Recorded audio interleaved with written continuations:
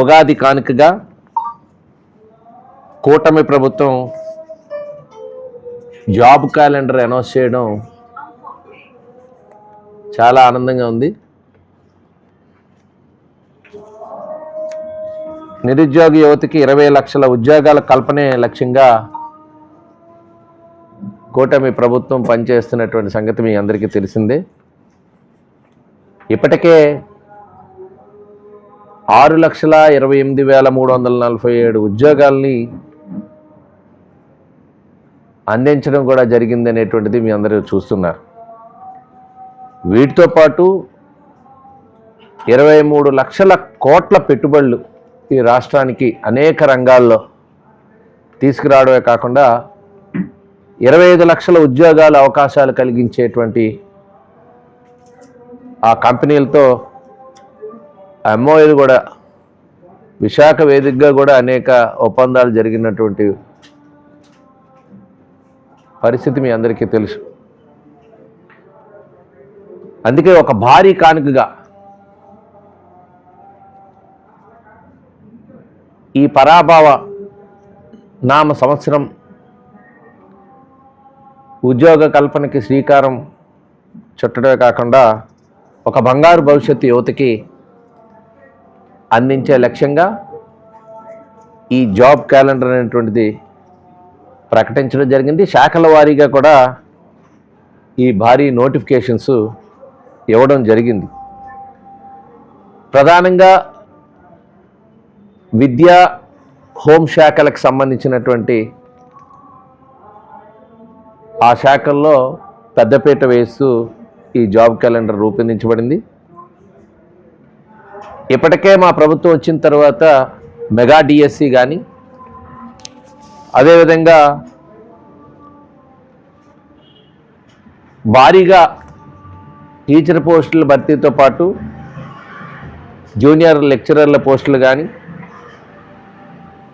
అనేక భర్తీ చేయడంతో పాటు మరోసారి డిఎస్సిని నిర్వహించాలని చెప్పి కూడా ఈ జాబ్ క్యాలెండర్లో చెప్పడం జరిగింది.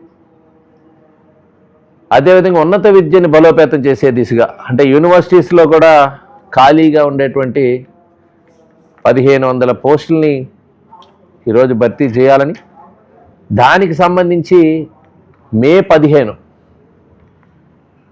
ఈ సంవత్సరం మే 15న నోటిఫికేషన్ ఇవ్వటం, అదేవిధంగా ఆగస్టు 15కి వచ్చేటప్పటికి గ్రూప్ 1 ఏదైతే పరిపాలనలో భాగస్వామ్యం అయినటువంటి ప్రధానమైనటువంటి కీలకమైనటువంటి పోస్టులకు సంబంధించి 91 పోస్టులకి, హోంశాఖకు సంబంధించి 2778 పోస్టులకి, అదేవిధంగా ఇతర శాఖలు కూడా అంటే ఇందులో ఎక్సైజ్ కావచ్చు ఇతర శాఖలు కూడా ఉన్నాయి 928 పోస్టులకు గాను.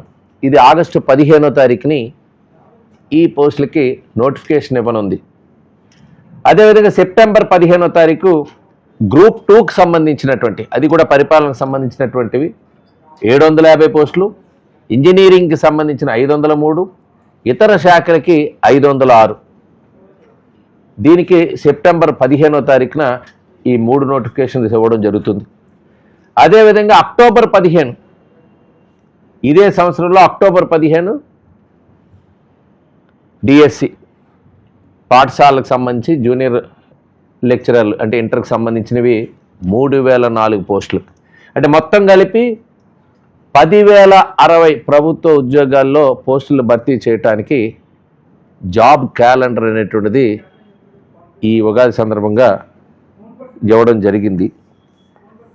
దీనిలో అందరూ ఆలోచించాల్సింది నోటిఫికేషనే కాదు, నోటిఫికేషన్ నుండి పరీక్షలు ఎప్పుడు నిర్వహిస్తాం, ఫలితాలు ఎప్పుడు నిర్వహిస్తాం, ఆ ఫలితాలు ఎప్పుడు వెల్లడించేటువంటి దానితో పాటు ఆ నియామక ప్రక్రియ కంప్లీట్ అయ్యేదాకా అంటే ఆ ముగిసేదాకా కూడా ప్రతి దశని కూడా ఆ క్యాలెండర్లో స్పష్టంగా ఆ టైం బౌండ్ ప్రోగ్రామ్ను కూడా ఇవ్వడం జరుగుతుంది అనేటువంటిది. ఎందుకంటే అభ్యర్థుల్లో ఎప్పుడు కూడా ఇలాంటి నోటిఫికేషన్ వస్తే గందరగోళం ఉంటుంటుంది. మీరు లాస్ట్ టైం కూడా డిఎస్సిని చాలా అనేక అడ్డంకులు వచ్చినా అభ్యంతరాలు వచ్చినా మనం ఇన్ టైంలో డిఎస్సి నిర్వహించాం. నియామక పోస్టులకి అట్లాగే ఆఫర్ లెటర్లు డైరెక్ట్గా ఆఫర్ లెటర్లు ఇచ్చి వాళ్ళు జాయిన్ అయ్యే విధంగా తీసుకోవడంలో లోకేష్ గారు తనదైన శైలిలో ఆయన ఉండేటువంటి ఎక్స్పర్టైజ్ అంతా కూడా దాంట్లో చూపించారు. టెక్నాలజీని వాడడమే కాదు, ఒకవేళ న్యాయస్థానాల్లో ఉండేటువంటి అభ్యంతరాలను కూడా అధిగమించడంలో చాలా కంటిన్యూస్ మానిటర్ చేశారు. కాబట్టే మనం ఆ టైంలో టీచర్ పోస్టులు అనేటువంటివి భర్తీ చేయగలిగాం. గత పాలకులకు పోల్చుకుంటే అసలు జాబ్ క్యాలెండర్ అన్నారు, 2 లక్షల ఉద్యోగాలు అన్నారు, ఎక్కడా కూడా 5 ఏళ్ల పాలనలో మొత్తం విస్మరించారు.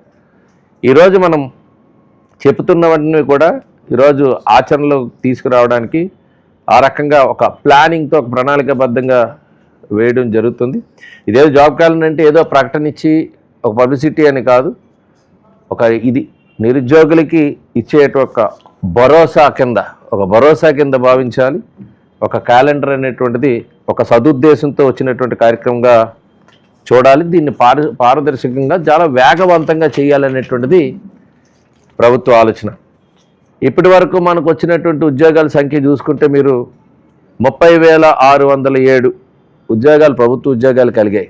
అందులో డిఎస్సి కావచ్చు, కానిస్టేబుల్ కావచ్చు, ఇవన్నీ కలిపి లాస్ట్ ఇయర్ గవర్నమెంట్ జాబ్స్ 30,607 మన బడ్జెట్లు కూడా మనం ప్రకటించగలిగాం. అదేవిధంగా ఎంఎస్ఎంఈలు స్మాల్ స్కేల్ ఇండస్ట్రీస్ నుంచి ఎంప్లాయ్మెంట్ జనరేట్ అయ్యింది 2,48,906. అదేవిధంగా మనకి స్కిల్ డెవలప్మెంట్ ద్వారా జాబ్ ఫేర్లు ఇప్పుడు మన నియోజకవర్గంలో కూడా చేసాం. ఆల్మోస్ట్ 4,800 ఉద్యోగాలు మనం 3 క్యాంప్స్ మనం రన్ చేసాం. దాంట్లో ప్రైవేట్ ఉద్యోగాల ద్వారా మనం కలిగించాం. అలాంటివి రాష్ట్ర వ్యాప్తంగా ప్రతి 3 నెలలకి 4 నెలలకు ఒక్కొక్క నియోజకవర్గంలో జాబ్ ఫేర్ కండక్ట్ చేసి వాళ్ళకు ఉద్యోగాలు కల్పించే దాంట్లో 1,46,627 ఉద్యోగాలు కలిగించడం జరిగింది.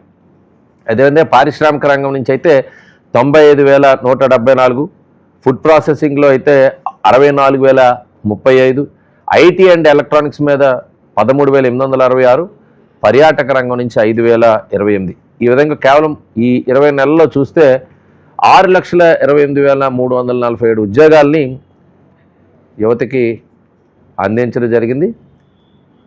అలాంటి అవకాశాల్ని పూర్తిగా విస్మరించి గత పాలకుడు టోటల్గా యువత భవిష్యత్తు నాశనం చేసినటువంటి సంగతి కూడా మీకు ఇక్కడ గుర్తు చేస్తున్నారు. ప్రభుత్వాలు అన్నాక ఆ రోజు అన్ని హామీలు ఇచ్చి ఎక్కడా కూడా జాబ్ క్యాలెండర్ ఇవ్వడమే కాదు, ఏ నియామకాలు కూడా ప్రభుత్వ ఉద్యోగాల నియామకాలకు కూడా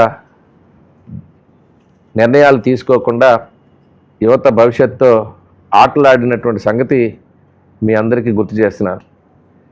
అంతేకాదు అధికారంలోకి వచ్చాక కొత్తగా వచ్చేటువంటి పెట్టుబడులు కానీ పరిశ్రమలు కానీ ఈ రాష్ట్రంలో రాకపోగా ఉన్న పరిశ్రమలు తరిమేసి సుమారు 34 లక్షల మంది ఉద్యోగాలు మరి నిరుద్యోగులు చేసినటువంటి పరిస్థితి కూడా ఆ రోజు జరిగింది.